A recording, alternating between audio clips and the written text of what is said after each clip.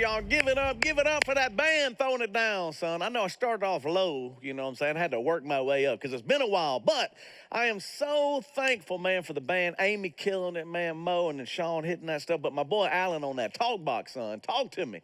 How awesome is that, man? Just to have a little fun with it. So thank you for being a part of the playlist series, and thank you for watching today. Man, if you're at a watch party or watching around the U.S. or around the world, man, we just are so thankful that you have joined us today.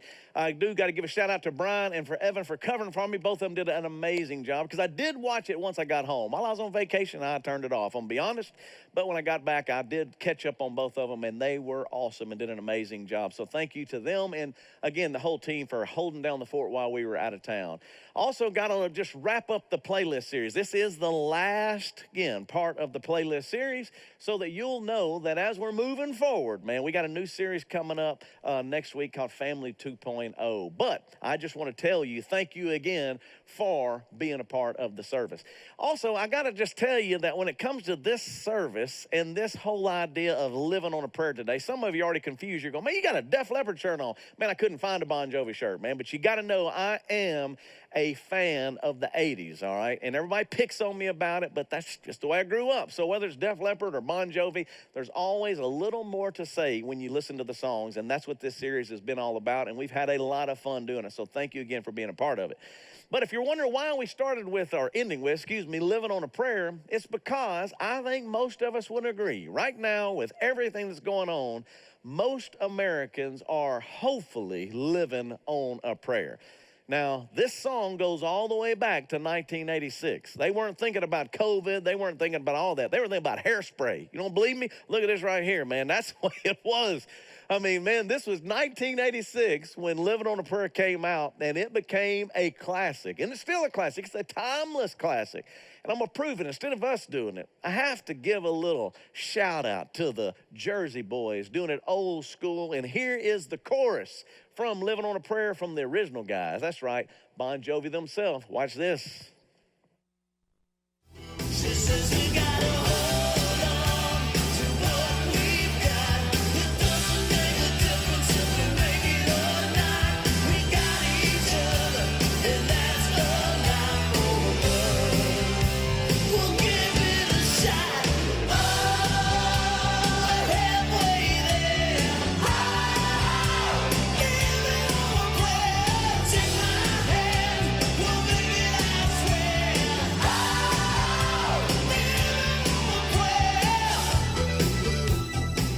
Come on, man. Give it up for your boy Bon Jovi. Let's be honest, he can't sing it either, man. As we get older, we lose that upper range. But I got to give him a lot of credit for writing an amazing song and for changing that hair. Instead of looking like a Labradoodle, man, they moved it into the new generation, all right? So this is why, again, this song is so classic, because those videos stick out in your mind. You remember all those great little fun times, man. I've seen them fly out over the crowd. They were one of the first people to do that, too, having a little fun with it. But it moved all the way from 1986 into today, because in the middle of the COVID crisis that we're all experiencing, you may remember when this went viral. That's right, Living on a Prayer made a comeback in 2020, and it happened in Chicago, Chi-Town. Here is just a little news story to remind you of what happened when Living on a Prayer went viral. Watch this.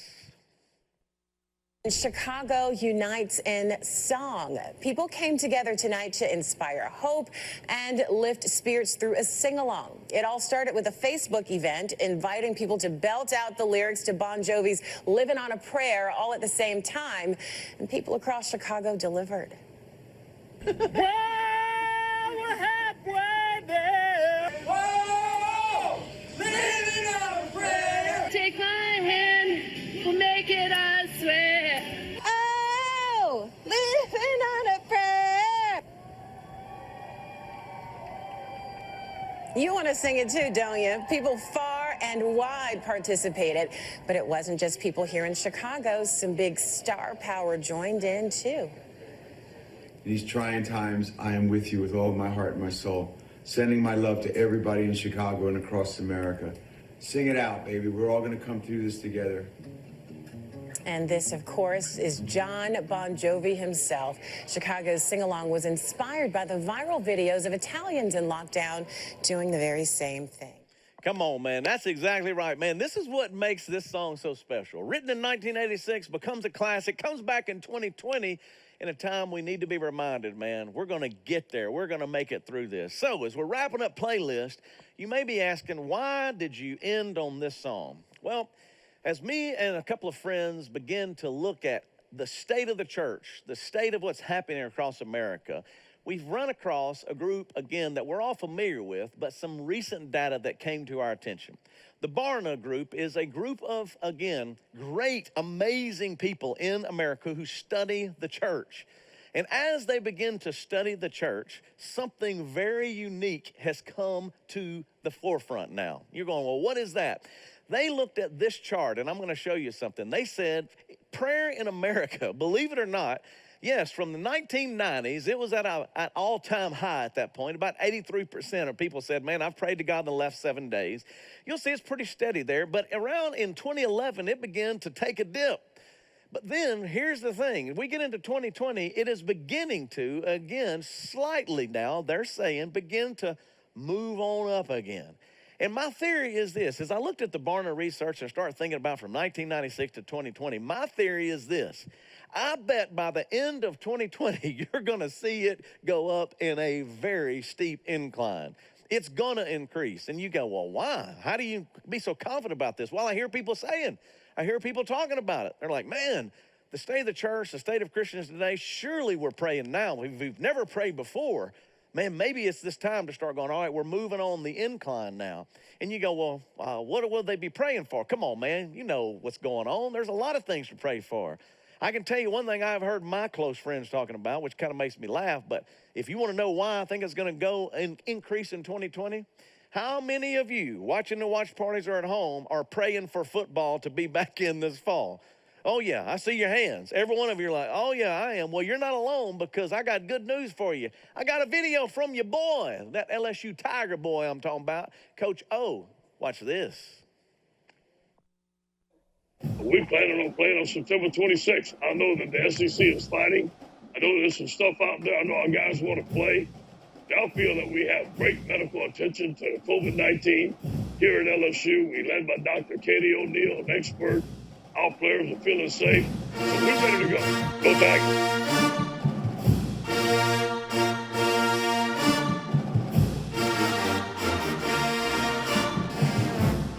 And the crowd goes crazy because you're going, oh, yeah, I'm praying for football because you know right now some divisions are not going to play and some are saying they are. And SEC right now is saying, man, we're trying to figure it out. And Coach O's telling you, September 26th, we're playing some football. Well, keep praying.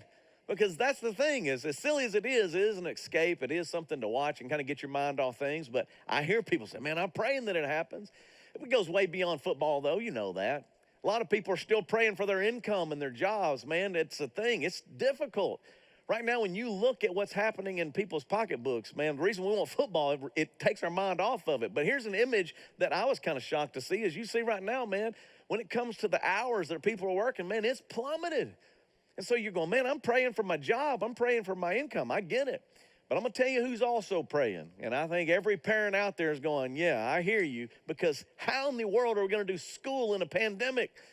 There's administrators praying. There's teachers praying. There's parents praying. There are a lot of people that are praying over and over again. Why? Because we've never done it before. I mean, think of a classrooms looking like this when you go in and everybody's wearing a mask. They're trying to figure it out. We've never seen it. And then they're starting to bring up something called distance learning or learning from home or learning from the computer. Well, I don't know how that's going to work. And sometimes it seems a little confusing. I admire them for trying, and we're all trying to figure it out. But I ran across this video from another great guy, man. Maybe you remember Jim Gaffigan, the comedian, because he kind of has a little fun with it because, believe it or not, he has a huge task on his hands. He's got an apartment in New York full of kids trying to figure this out. So, Jim, tell us why this is challenging. Watch this. Distance learning. How do I say this without cursing? I'm going to remind you, I've made comments on a lot of your work. Go back and check. If you've never heard of distance learning, that means you probably don't have children, or you're a worse parent than I am. You can also say cheating in 2 sentences, right? Like watching. For students, they get to go to school but don't get to be with their friends. For teachers, they get to teach, but only to a screen. Just write a message to me and I will get back to you. And for parents, we get to fail at tech support and class monitor. I can't hear anyone. I can't hear anyone. I can't hear anyone though. All right, that's all right. We have 5 children on 5 different devices in 5 different parts of my New York City apartment with 5 different schedules that happen simultaneously. Sounds fun, right? Well, it sure is. My wife has created elaborate color-coded schedules and charts to manage when online classes end and others begin. There's usually some drama with every change. 1, 2. The great irony of distance learning is that it occurs on screens. Make sure that middle finger's all the way up. Screens, the great enemy of parents. Parents are always trying to get the screens away from their children. But during quarantine and during distance learning, you give them the screens. And then you take them, and then you give them, and then you take them. It's fun. It's fun. If you don't know what it's like to take a screen from a child, just imagine you're trying to convince an addict to go to rehab. What are you doing? Nothing. I was just looking at it. It's not time. My wife and I just finally caved and bought a steel charging contraption that locks away the screens. Now that may seem extreme, but we've only had to change the combination twice this week. I guess the point I'm saying, we're having fun. Be safe, everyone. Yeah, you can see it in Jim's face. I don't know if it's going to be fun or not, but remember, we're talking about prayer. If you are a parent, a grandparent, a teacher, an educator, administrator, you're going, yes, I am praying. I have a feeling that that number on prayer will continue to go up in 2020. And if that wasn't enough, how about one other reason that we really need to be praying? Did you know it's an election year? Oh, yeah. I forgot to maybe remind you of that. Of course, everybody is going, oh, Lord, we've got a pandemic. We've got distance learning. We're not sure if we have football, and it's an election year. We don't have jobs. We're not sure if we're making money. Trust me, living on a prayer has never been a more appropriate song than right now. But maybe you never believed it. Maybe you never believed that prayer was a priority, but maybe 2020 has finally led you to this realization. Prayer really is essential. And that's not just for those people or someone else. It's for you, it's for your home, it's for me, it's for my home. And it is especially believable that prayer is essential when it hits close to home. Now, Christy's gonna kill me for this, and I'm talking about Christy Rhodes, but this, while we were on vacation, is the image we got of Christy. Now, thank God, Christy Rhodes, God has heard our prayers, and she is home. Can I get an amen somewhere? Come on. We're celebrating with you, girl. And then right now you can cuss me later because I think you look great right there. And I was thankful to get the picture because it reminded me that our prayers were working and that God was with you and that you got home. So one more, we give you a little love. It wasn't just you, Christy. We were also praying for Dr. Keith Scott when we got this image right here. There's another image so that you would know, again, this is Brian Hutchinson, so that's not the exact one, but that's my boy Brian. So I had to do his mom's funeral yesterday. But Brian, in the middle of COVID, is battling leukemia. So Brian, I just want you to know, I'm praying for you. I'm thinking about you. I want you to know we got your back, my friend.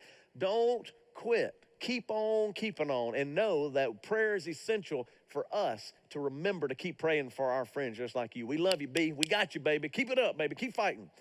But then also, we got one other video, and that was from our little girl, Dakota, back at St. Jude. And so I want to encourage you, you may have seen it last week, but you don't know why prayer is essential for us? It's when we see faces like this and hear these sweet voices. It's a reminder. It's very important. Watch this. Say, hey, I'm walking, y'all. I got my puppies. Pushing my own pole.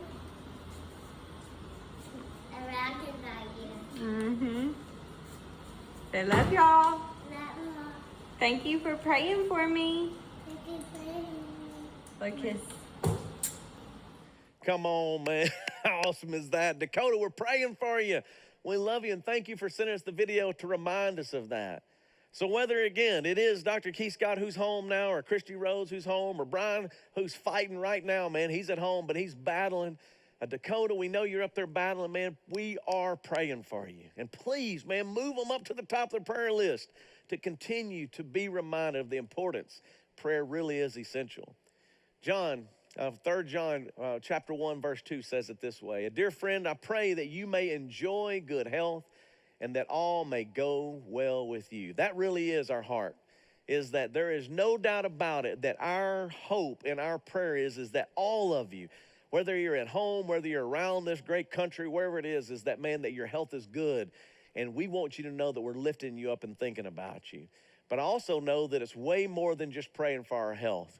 I also realize that there is more to it than just, again, lifting up to the next people why it is so important to not just be praying for health, but also for all the troubles that you're going through. Are you having troubles right now? Look at this, James chapter 5. Are you having troubles? Then you should pray. Not just health troubles, but any kind of trouble. Health is important and it's a challenge, but let me tell you something. Man, when you start looking at job trouble and financial trouble, and you start trying to figure out your plan, you got to know that we have a God who is saying, hey, man, I want you to talk to me about it. I don't want you to feel like you're going along through that. I got your back. So no matter what side you're on, let me tell you something. It can't be just about depending on the government. Let's all be honest about that. That can be shaky at best. But we have a God. I got some good news. We have a God that promises to hear you and to help you. 2 Peter says it like this. Jesus has the power of God Almighty himself, by which he has given us everything we need to live and to serve God. Not some things, but everything you need, everything I need to live and serve God. And we have these things because we know him.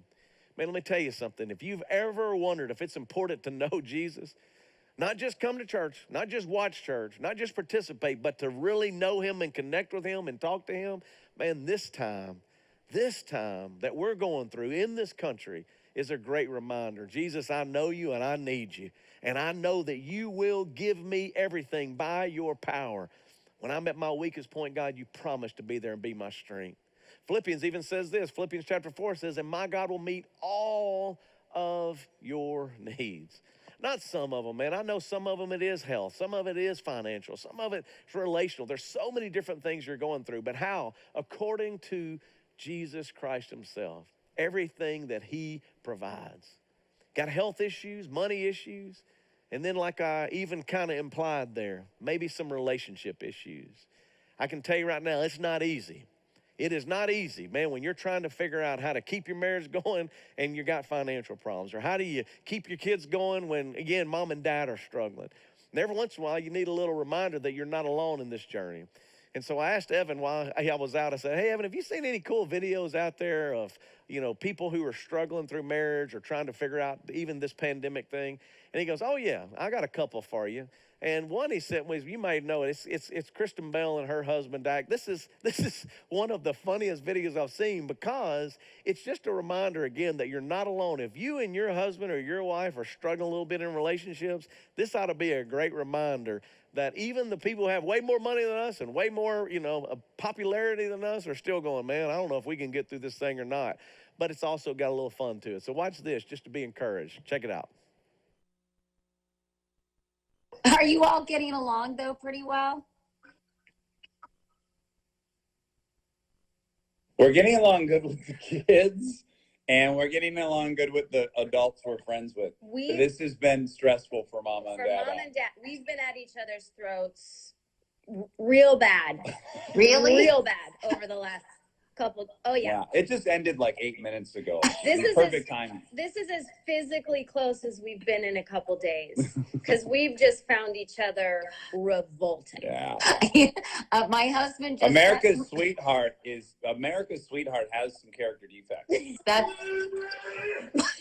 what is he doing? Just making noises to poke me.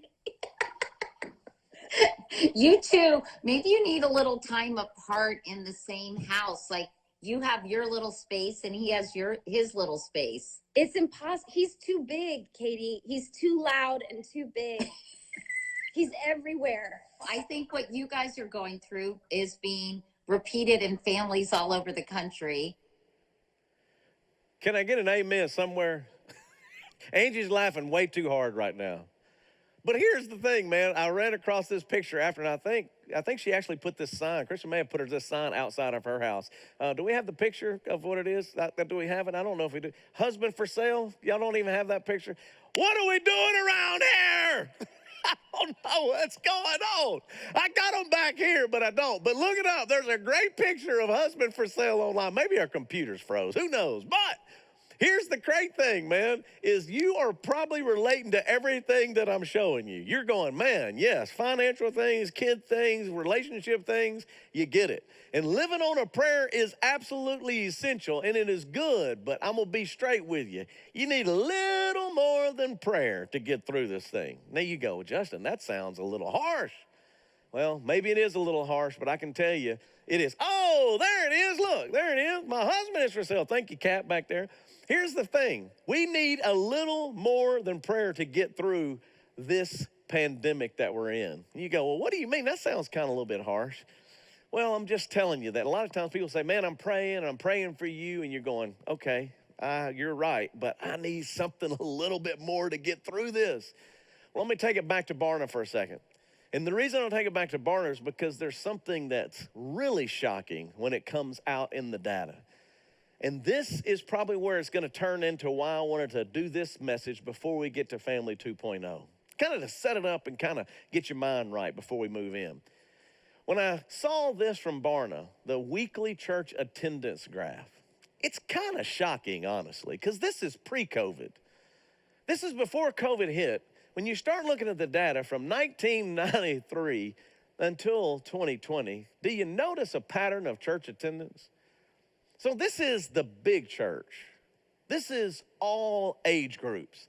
This is not Simple Church's data. This is every church across America telling us that, again, from 1993, about 45% of the people were attending church every week. Now, think about that. As you see it going on, that was kind of the normal. And then about in, 2011, 2012, there it goes, man. Boom, it starts going down. Now, the reason this is so important, when I tell you you need more than just prayer, there is something special about church, and I think we'll all admit that. I think we would all go, yeah, man, hey, I'm praying, and prayer is essential. It's very important, but there's also something about coming to church, being a part of a church. But before we get into the pandemic, let's take an honest evaluation and really look at, it already kind of started going down, and not kind of, it had a pretty dramatic drop-off. And when I tell you that it was all generations, some people say, well, that's young people. They're not committed anymore. They don't go. Well, I'm glad you brought that up because Barna did the research on that as well. When you look at this next little graph, because it shows the weekly church attendance by generation from 2003 to 2020. And you'll notice millennials, Gen X, boomers, and elders, that every one of them began to go on a downward plunge.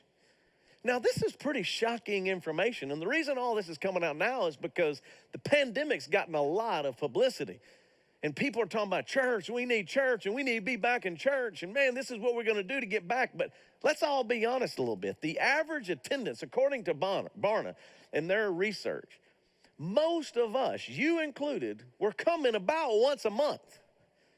The average group, according to them, are saying, hey, that when you look at all the the statistics and everything, man, it's been, I guess staggeringly going on a downward slide. Now, the reason I'm kind of tripping on this is because as we go through, there's some questions that I want to ask and I want you to ask yourself. Number one, I sit back and go, okay, we're living on a prayer. It's pandemic. We have no schools. Our jobs are in trouble. I mean, we're trying to figure out how to stay married. We're trying to figure out how to raise our kids. We're trying to figure out all of this new stuff. Prayer slightly going up because, again, I think by the end of 2020, you'll see that number go up. But then when you start looking at church attendance, man, before pandemic, it was like, I'll make it if I can make it. And not just the young people, everybody. So what can we learn from it? Why does it matter? What needs to happen moving forward if this is the way it is? Right now, some of you are still frustrated that you can't be in this room. I get it. Some of you, though, are arguing already in your houses like, well, that's just statistics and polls. You know how that is. You can't trust statistics. You can't trust polls. You can't do any of that. Well, here's the challenge for you, for me, for our church. Today, before we move on, I want you to make it personal. Evaluate your life, not the statistics, not the data. Evaluate your family. Now, why do I say that? Is when you start talking about prayer and church attendance, those are just a few examples of, again, how you're navigating life, period. When life is getting chaotic and it's getting crazy and you're going through something as dramatic as a pandemic, obviously praying is important. Obviously being around other Christians is important. But I would never ask you to look at your checkbook because, as you already know, this is challenging times. But let's go back and evaluate before the pandemic hit. Your prayer life, your church attendance, and maybe even your giving. And you begin to look at it and go, wow, man, I don't know. I mean, it's true. I'm trying to kind of wrap my head around everything that's going on. Well, we all are. So we would probably answer the question when you're going, man, what's going on and how do we get through this? When I say, hey, man, do y'all need church? I mean, do you enjoy it? Do you need to be a part of it? You go, of course we do. Do your kids need church? Do they need to be involved? You would say, well, of course they do. But then honestly go back and evaluate pre-COVID this question. How often did you come? How often did you bring your kids? Was it about once a month? Maybe twice a month? Maybe? How often did you actually get involved? Was it, hey, man, I'm going to come, I'm going to drop my kids off, I'm going to listen, and then I'm going to eat. That's what I got to do. So before you start kind of looking back, and this is me evaluating our family, our lives, our church, you could say they're empty statistics, that Barna really doesn't know what he's talking about. That, man, church is important and we're all going, but honestly, when we evaluate ourselves, and you may be sitting there going, yeah, no, it's kind of true. So what's up? Well, I got a few theories for you, and this is pre-COVID theories, if you will. So I started thinking through, like, why are the numbers just going down, staggering?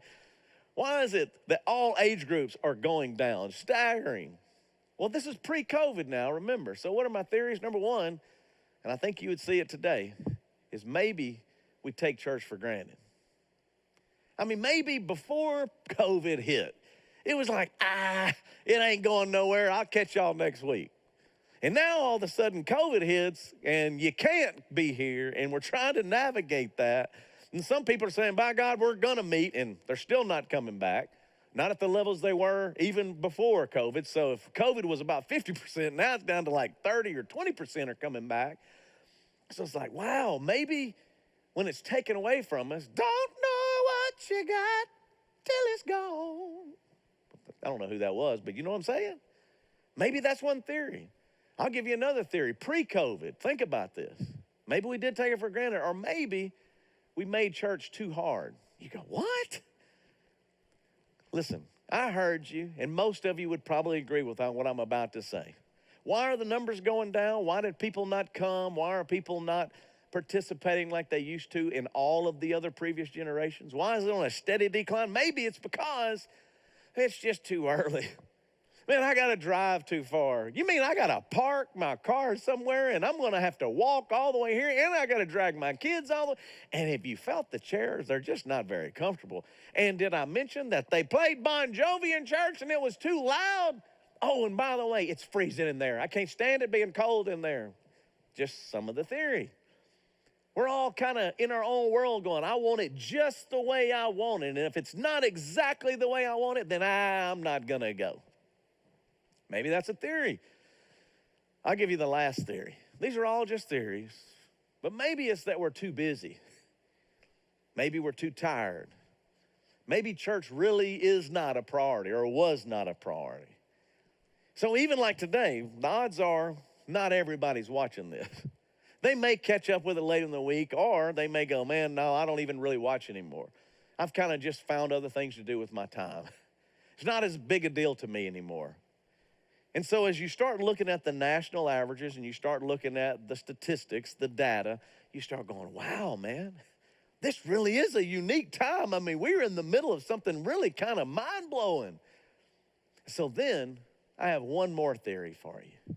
Maybe all of those are not true. Maybe none of those theories are true, but they're just thoughts. But I got another one for you. A little bit deeper theory. Maybe God allowed a pandemic. Maybe God allowed a pandemic to cause us to reevaluate our lives, not just the way we do church. And the only reason, again, that we're in the middle of what's going on, this is theory only, is God's going, man, where are you? Let's look at things a little bit deeper. Because remember, the Barna research that I showed was pre-COVID. The numbers were going down pre-COVID. All churches, that's the big church, the big capital C. So sure, there may be some anomalies out there. Some are still a little up or some are really, really closing and gone, but the numbers are going, it's going down. And all of a sudden now, pandemic comes in, you can't go, and they're trying to figure it out. And some people are thinking, well, it's political or it's this. And no, maybe God's going, no. I'm just trying to get your attention. To really evaluate where you are. To really think through. So look at those theories again. Think through those theories. But then really focus on that last thing. Is maybe, possibly, a reason that we're going through it is so that when you and I are sitting here watching today and it's not a secret, that God's going, hey, let me get your attention. Really wasn't important very much before. Went once a month, gave a little when you could, got the kids up when you felt like it, or man, we dropped them off and we never really talked about it. I hope it went good for you. Let's go eat. And now all of a sudden going, wait a second.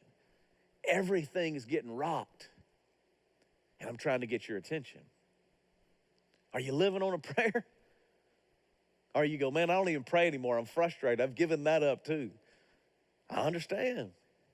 And this is why today's message is so important, because here is the thing that I am learning and I want to remind you of. It never was intended, this following Jesus thing, to be about one day a week. The reality is a lot of people put a lot of emphasis on, well, did you go or did you not go? And the truth is I hope you are watching. And I hope when we can gather, you'll be a part. And I hope that when you get involved, you're going to get involved at the next level. And I hope when you give at the next level. But here's what I can tell you for sure.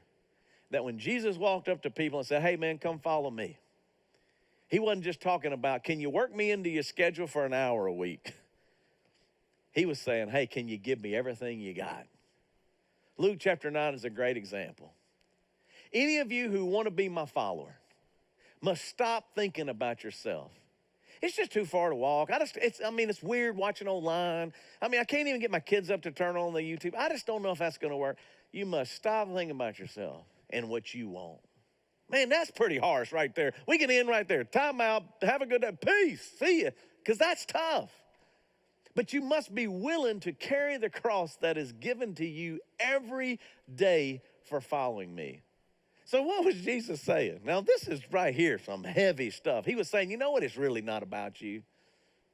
That the truth is that this following me is about sacrifice, about death to self, about being uncomfortable, about being willing to die to yourself every day. Not worried about what chair you sat in, not whether you, right now, some of you, I heard the internet went down, YouTube, somebody, oh my God, the YouTube went down. He's like, come on, man. It's like, man, I know. I'm so frustrated. I don't know if this is how it's going to work, and I don't know how I'm going to make through, and how are my kids going to go to school, and how we're not going to have football. And you start going through all of this stuff, and God's going, wait a second. Am I in that picture at all? Because it's not really just about going through the motions. It really is about saying, hey, every day I'll deny myself and I'll follow you. I'll get uncomfortable. I'll sacrifice. Because it really is supposed to be about our life, isn't it? It's not just about church attendance for an hour or having a little quiet time. It's about every moment, everything, all your finances, your health, your relationships. Wait for it, punchline, even your politics, everything. When it goes beyond what you think, what you want, this is what I think and this is what I want. And he's going, wait a second, but where does Jesus fit into that? And how do your kids fit into that? And what are they learning from you? Oh, we don't go anymore. Church is not that good. Don't watch. You don't need to watch. You just don't need to. Don't participate in helping people. That's overrated. Or do we go, oh, wait a second. There's a whole nother way to do this thing. And it's not just about one day a week or 1 hour a week. It's about our family. It's about our life. It's about everything that I have, all of my energy, all of my resources, all of my relationships. That's really what he hoped for. That's really what he planned on. Psalm 25 says like this, I offer my life to you, Lord, everything. Why? Because my Lord, my God, my Lord, I trust you. One more theory for you. Maybe our issue is that we're the Lord of our lives, not him. So when you start looking at the numbers going down, it's because we got to this mindset of it's our time. It's our money. It's our opinions that matter. It's our kids. It's my future. And Jesus is going, man, what happened? So all of a sudden, boom, pandemic. To really kind of test the waters, to see where we're at, to go, let's just press pause, because it's not just about church attendance. It's not just about dropping your kids off. It's not just about going, well, I heard a song and I got a message and now let me just go back to doing what I want to do. It's that it's changing our lives. I can tell you this, there's one thing I know about me for sure, 100%, is every time that I think I know more than Jesus, sooner or later, I get humbled. I'm talking about knocked down. And because we're in the last week of playlists, it came to my mind. Obviously, I've been throwing out some great songs and some lyrics, but I got one for you, and you'll probably recognize this guy right here. I did it my way, and we celebrate it. That's what Frank said. He's like, man, I did it my way. And here's what I know, Frank did it his way. But my way, Justin's way, usually screws things up. I don't know about you. Now, my generation wasn't Frank Sinatra. I admire him. I like it. My daughter particularly loves him. Great, powerful lyrics, right? Man, I did it my way. Well, my guy, Bon Jovi. And I don't know if you know this or not, but he kind of was influenced by old Frank. And he wrote a song called It's My Life. Kind of this whole mindset again. When you start looking at lyrics and the way we're doing life and what we're wanting to do with our time and our energy and our money. So, because again, I'm a Bon Jovi guy and want to show you the different hairstyles from Shaggy D.A. the Poodle now to the modern 90s look of John Bon Jovi. Ignore the looks, but listen to the lyrics. It's my life, John says. Watch. It's my life. It's now or never. I ain't gonna live forever. I just wanna live my life. It's my life. My heart is like an open highway. Like Frankenstein, I did it my way. I just wanna live my life. 'Cause it's my life. There he is, son, making it happen. Bon Jovi throwing it down again. Even referencing your boy Frank. It's my life. It's now or never. Like Frankie said, I did it my way, man. I ain't gonna live forever. Well, he's got some things right there. Psalm 89 says this, no man can live forever. All of us will die. And who can rescue his life from the power of the grave? That would be no one without the help of Christ. Did a funeral yesterday. Brian Hutchinson, the guy I told you is battling leukemia. His mom suddenly died, boom, like that. None of us expected it, had no idea it was going to happen. It was a stark reminder of how quick and how brief life really is. And so the reason I'm kind of tripping today and the reason I'm kind of walking through this message before we get into Family 2.0, because sometimes once we start talking about family, some of you, again, that are single or whatever, that doesn't apply to me. I promise you it's all going to apply to all of us. Wherever we're going, this is stuff that we're all kind of working through. But this one today, I promise you applies to all of us, including me. Because I realize now as I look at my life, turn 51 years old next month, I reflect on it. I have lived over half my life. Never lived through anything like this. Never thought we would be walking through a pandemic. Never thought I'd be walking in stores and everybody be wearing a mask. Never thought that we'd be thinking there are no games to watch, there's no football to participate in. But when I kind of pull back and I look at everything, I start going, man, my life is short. And God said it even in Psalm 39. He said, my life's no longer than my hand. My whole lifetime is but a moment to you. Proud man, frail as breath, you are a shadow. And all his busy rushing ends in nothing. He heaps up riches for someone else to spend. Yikes. This is why the scripture is so powerful. This is why God is going, wait a second, let me tell you something. Man, we kind of get lost in this rat race. We kind of get hung up in all this other stuff. And the numbers were already showing us that God, and the priority of putting God first or making that was already sliding down before a pandemic. And then he's going to come back and he's going to challenge and go, hey, listen, man, my relationship with you goes beyond just church attendance once a week or once a month. My relationship with you goes beyond, again, just an occasional prayer. It's like dependence.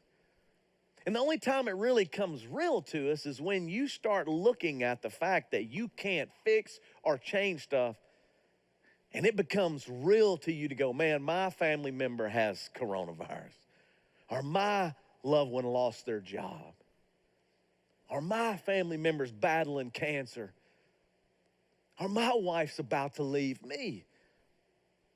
Some of you go, man, this is kind of depressing. Well, no, the truth is, when you start looking at how short life is and you still are alive and breathing and watching today, today is an opportunity. Because it's an opportunity to answer this question. What do you or I need to adjust in our lives? Now, the reason I say that is because I think if we're all honest, man, and we could do things a little different, this might be an opportunity to do it. But you got to do it because life is slipping by, man. It's going by. And so all of a sudden you go, well, man, I want to be more committed. I want to raise my kids right. I want to invest in my relationships. I want to be more of a giver. I want to love more people. I want to be happier. I want to be, again, more content. I want to know what God's plan is for my life. Well, today is the day. I want to make my relationships better. Today is the day. I got a submission. This is the other reason I had to wait one more week before we went to Family 2.0. I asked for y'all to be sending in songs for playlists. Somebody sent in Living on a Prayer. I thought, man, we got to do that one. That's good. So I kind of, was weaving the message together. But then I got another submission. A song I'd never heard of before called Don't Let It Slip On By. And so the band's going to play it for you because some of you are realizing already, wait, we only did one song. Don't we typically do two? And here it is. Listen to the lyrics.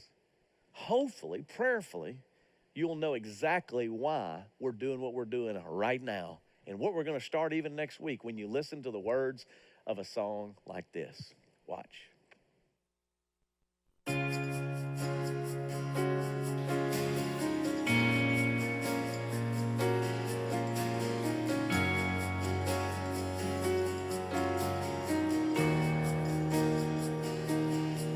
Early morning by the riverside, saw an old man waiting for a bite.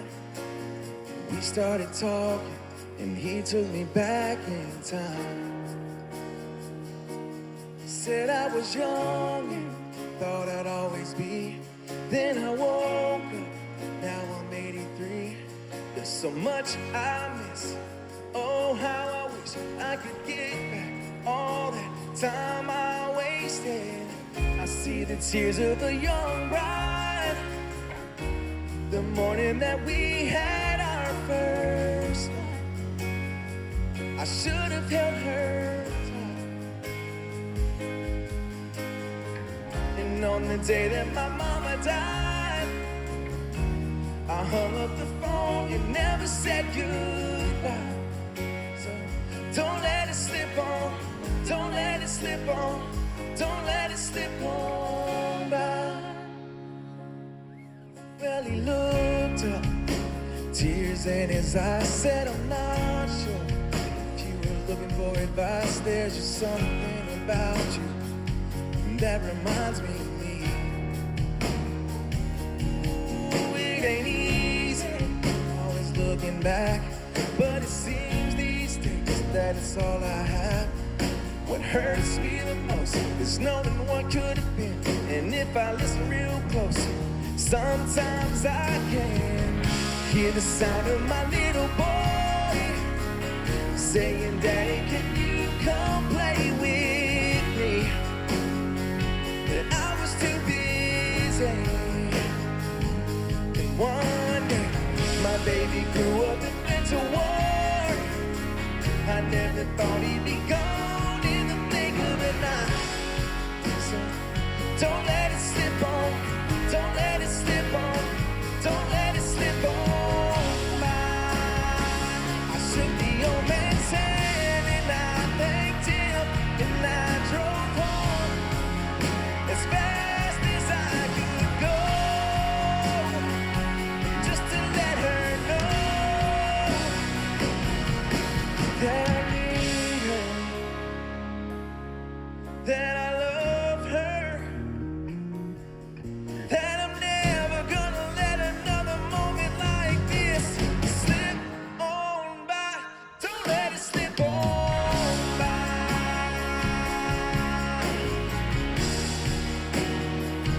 Oh,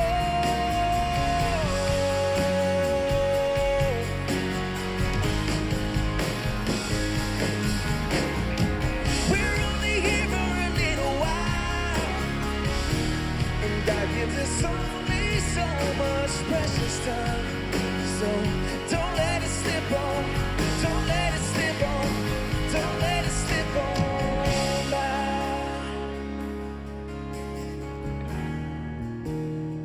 Don't let it slip on by.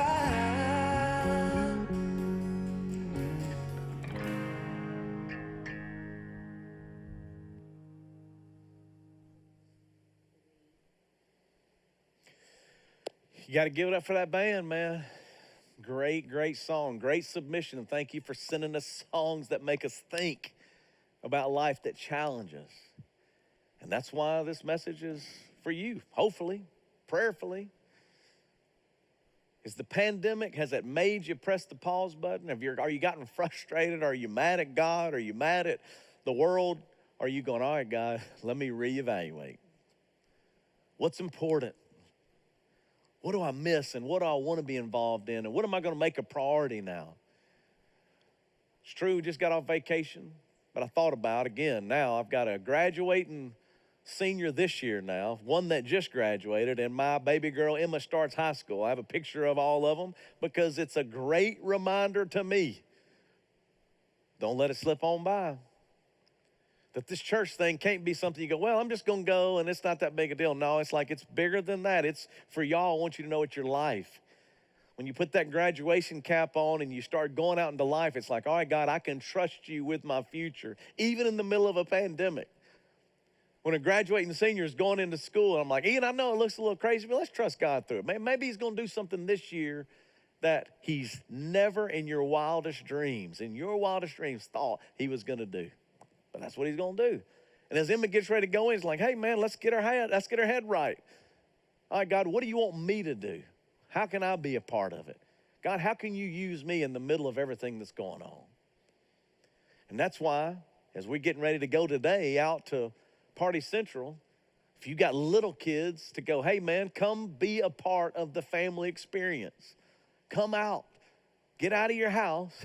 Put a mask on, drive through Party Central, get some ice cream, but most importantly, pick up a box that is a tool in your hand that you don't have to come to church to do, that you can lead your child in your home so that they don't have to say, well, Miss Christie taught me, or Terry taught me, or Justin taught me. No, they can remember. They will have a marker in their mind when mom and dad sat down and taught me about what God says and how I can be a part of doing something incredible with my life and how God wants to use me even in uncertain times.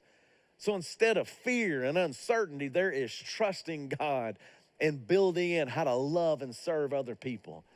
And you led that, not by just attending church, but by having church at your house, by leading them in prayer, not just once in a while, but like, hey, let's sit down and pray together and go on and do this and have a great time in the process. That's the goal. And next week, we're going to start that series called Family 2.0, how to upgrade. So maybe you do want to tell your friends, go, hey, man, I don't know how this is all going to apply to us, but maybe there's a new way to do family, just like there's a new way doing church. And maybe it won't ever be the same. And maybe instead of going, the devil's at work, maybe God's at work. And maybe God's wanting to change the way you do church and the way you walk with him. That it's not just about a once a month attendance. It's about an everyday walk with him that changes your life, changes your finances, and changes the way you raise your kids. Maybe so. So as we close, there's 3 questions, and this is quick. If you reflect on following Jesus, let me ask you this. Are you raising your kids? Are you thinking about in your life, how did I love God today? Not just about church, but how did you make him a priority in your daily life, in your work life, in your home life? Here's another one for you. How did you love people today? When you look back and reflect, how did you put that into action? Was it your families? Was it your friends that you were loving on? Or was it a stranger? All of those important. But how did you put his love into action? How did you love on people that are around you? And then for me, the last question I really am reflecting on is not only am I going, all right, God, how did I love you today? How did I spend time with you today? How did I love my friends? How did I love strangers? But it's also what problem did I solve today? What problem was I a part of being a solution? Not someone who's posting and negative and complaining, but man, we were excited to be a part of seeing God do something in this area. Because love is action, and so is faith, by the way. So when you start talking about, well, do you really need to go to church or do you, well, okay, let me tell you something. I can tell you for sure that the Bible's clear that it's not just about having faith. It's not just saying, well, that's a private thing. It's saying, no, it will lead to the way you behave, the way you act, the things that you do, whether that's your schedule, whether that's your bank account, whether that's the way you treat people. James says it like this: Abraham's faith and his actions were working together. What you believe and the way you behave will act together. And his faith was made complete by what? What he did. A person is considered righteous by what they do and not by faith alone. Go look it up. As the body without the spirit is dead, so is faith without deeds dead. You want to know why we talk about helping the police in our community? Because we believe that is faith in action. And man, there's some life in that. You know why we talk about helping Lebanon when people are being, again, it's decimated, their homes are decimated. Hope for Lebanon is because, man, it's faith in action. It's you going, hey, God, I trust you, and I'll put a $10 or $5 to help somebody I don't even know because I can help solve a problem, and I can love a stranger, and I can honor you in the process. Why are we doing backpacks for kids in our communities? Because that's another way to put our faith into action, to love on those kids and those families in needs. And, of course, all of the teachers. Why are we praying for our teachers and encouraging our teachers and doing everything we can to remind them not to give up? Because that's just the way it is. As I wrap up, I want to tell you something. There's a lot of talk of all these little projects we do, but I want to give 2 quick stories on something that happened to me this week. When I talk about putting faith into action and loving in a real way, solving problems and honoring God, we went to Dax, a little restaurant over in Bossier, me and the video staff.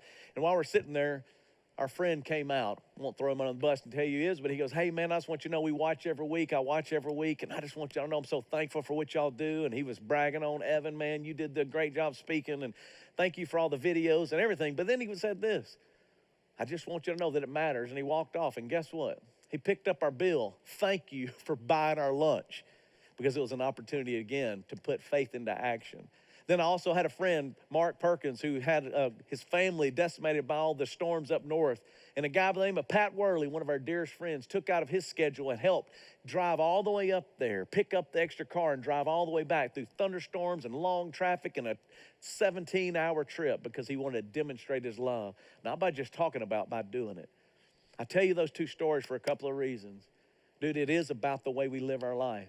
Even though everything, it looks like, man, church attendance is going down and I don't know how this thing's going to work out, you and I got an opportunity to go beyond a building.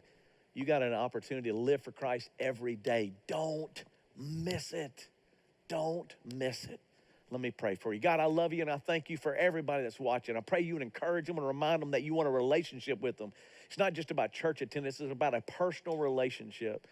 God, and they can watch through online. They can do all these different projects that we're doing. They can bring their kids to get the FX box, which I hope they do. But God, it starts with knowing you personally. God, I pray that someone that doesn't know you would do that right now. They'd say, Jesus, come into my life. I am a sinner and I have messed up and my way don't work. And I want you to come into my life and forgive me of my sins and give me a fresh start, a new beginning, so that I can follow you through pandemic and all and honor you through whatever the world throws at us. And I need you. I can't do it without you. In Jesus' name we pray, amen. Can I get an amen somewhere? Come on. It's about time to eat in all those watch parties, but please do me a favor. Send us an email if you prayed that prayer.